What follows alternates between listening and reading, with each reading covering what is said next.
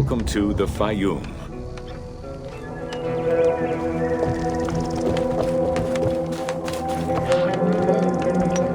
The Fayoum Oasis is an enormous basin in the western desert that formed from the Nile's overflow.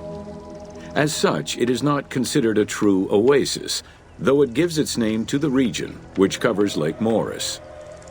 The oasis harbors some of the oldest archaeological artifacts of the region, indicating that the area has been inhabited by hunters and gatherers since the Neolithic period.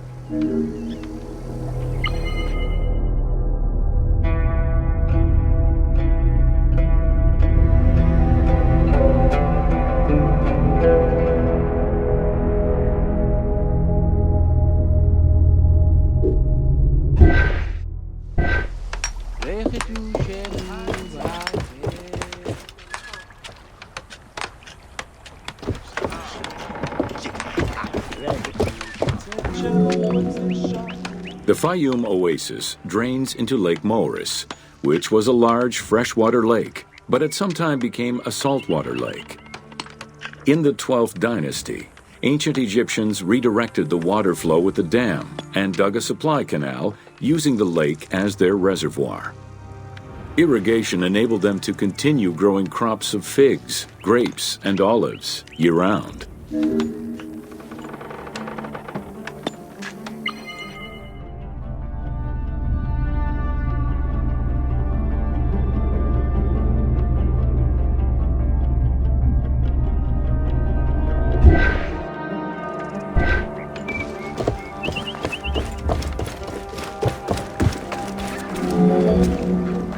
Reed boats, feluccas, triremes, and kerkeros were the most commonly found craft within the landlocked waters of Egypt.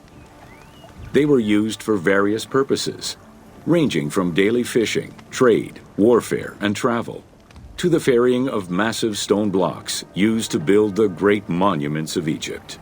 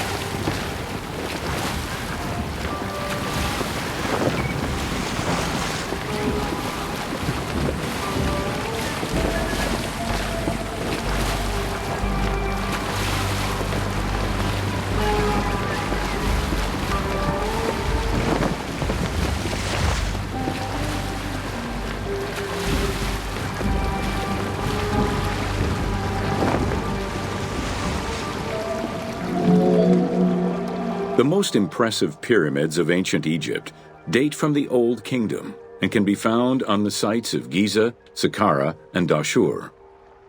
However, one particularly famous pyramid of the time is located elsewhere. During the Middle Kingdom, some pharaohs chose the Fayoum as their final resting place. One such ruler was Amenemhat III. His pyramid left a mark on the imagination of antique chroniclers. They refer to it as the Labyrinth, mostly due to the vast mortuary temple complex at the foot of the pyramid. Herodotus mentioned that he had visited 12 courts and over 3,000 of its chambers. But he was also well known for being prone to hyperbole.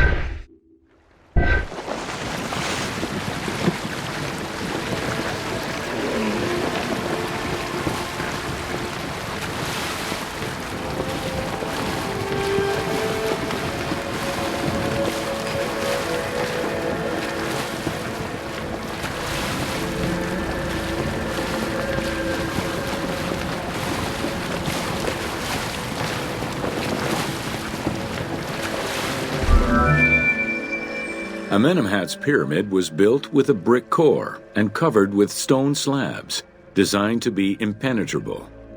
The burial chamber, made out of a single block of sandstone, is unique in its design.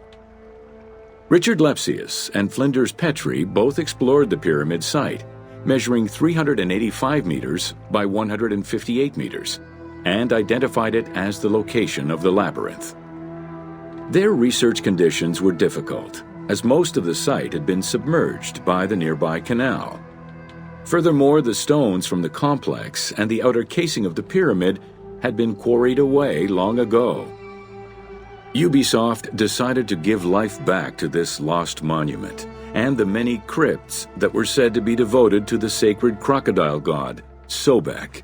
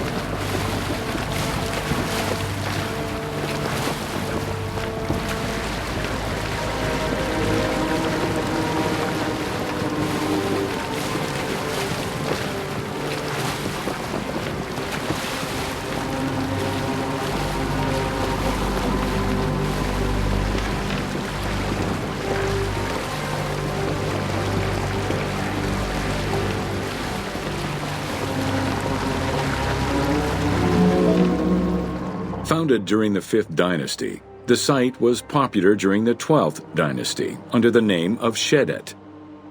During the Ptolemaic era, the metropolis was named Crocodilopolis by the Greeks, in honor of the crocodile god Sobek. During the Greco-Roman era, the Cleruks, soldiers of the Ptolemies, settled there after their military service and expanded the irrigation systems. Irrigation and water distribution tripled the arable land and turned the city into a lush and rich area. 27,000 inhabitants lived in its precinct at its height. The city's location was strategic in controlling the many small waterways connecting to the main canal, and thus the Nile.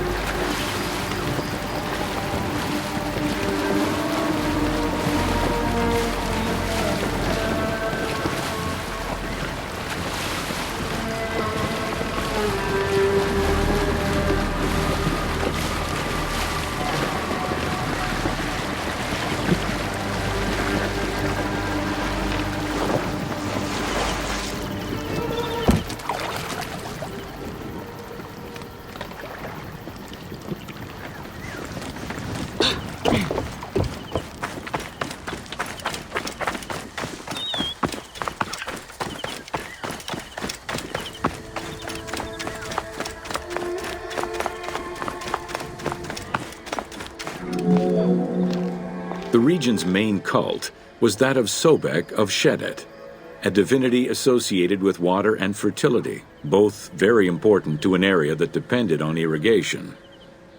Many local villages had the title Town of Sobek added to their official designations.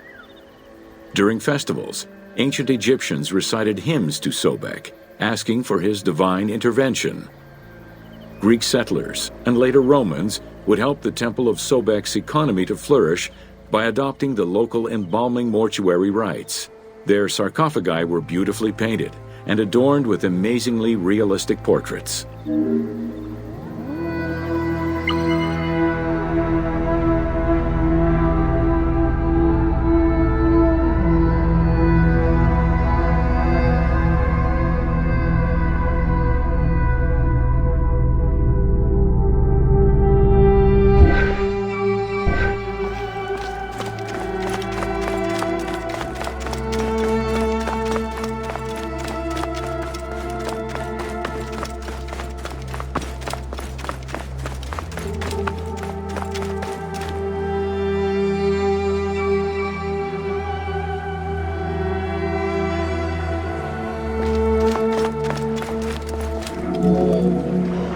Very similar to the cult of the Apis bull in Memphis, a living crocodile was worshipped within the precinct of Crocodilopolis's main temple. Known as Sobek to the Egyptians and Sukkos to the Greeks, it was reported by Strabo that priests fed it with meat, wine, and honeyed milk. They covered its body with jewels and gold. After its death, it was embalmed and placed within the crocodile's grotto, alongside thousands of other mummified crocodiles.